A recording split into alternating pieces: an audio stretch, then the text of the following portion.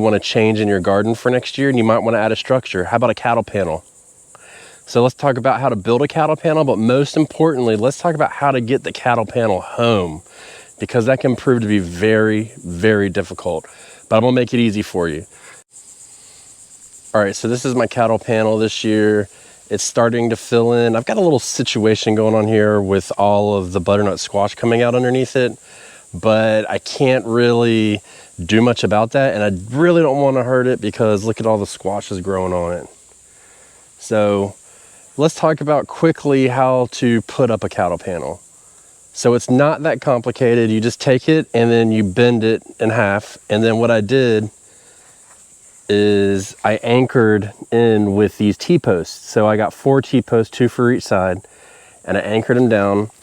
And then I temporarily used zip ties, but instead of wasting them, I'm just gonna let them go. And then when they break, I'll put some wire on it. But this thing is super sturdy, okay? And you do that on both sides. And so I like to measure how far the cattle panel is apart for everybody. So just for your design references. So I'm standing flat on it and I am 6'2", and it's about 2 inches above my head. So there you go, it's about 6'4" up off the ground. And I spaced it, let's see here. I'm gonna show you how I space it. So all I do is I line up with the end of it, and my foot is about 1 foot. So 1, 2, 3, try not to step on the plant, 4-ish, 5, 6, 7. So it's about 7 feet across and 6'4" up to be exact. And then if you walk through, you see there's plenty of room in here. And it's starting to grow. So truth be told, this year, I'm still learning how to grow on this side of it. So it's been a little bit tricky. This is my 2nd year with it, but this one is filling up nicely. Now let's talk about how to get this thing home. So if I'm not mistaken, this is 16 feet across, okay? So that's 16 feet across. Now you can put it in a pickup truck, but it's gonna hang out the back. And my worst fear is that it's gonna fall over when it is on the back of the truck, fall out and kill somebody on the highway.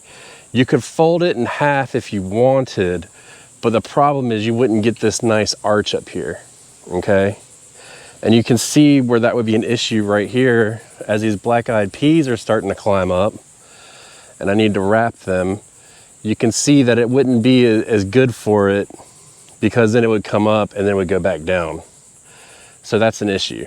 So what I did, and I did this with this other arch that I have up here, which I have jasmine growing on it, and it's super slow, but it was a hog panel. So a hog panel is half of the width, but the same length as a cattle panel, so you can use that as well. But what I did, and this is really important, is I took it just like you see now, okay? And I folded it in half. I didn't fold it, I'm sorry, I bent it in half. Let me rephrase that again, because I want to be clear. I curled it like this, okay? So what I did is I took the bottoms here and put them together so there was still that nice bend in it. And then I took and I tied the end together that was real close. I tied that together so that it would stay arched. And then you put it in the back of your truck with the big side towards the cab.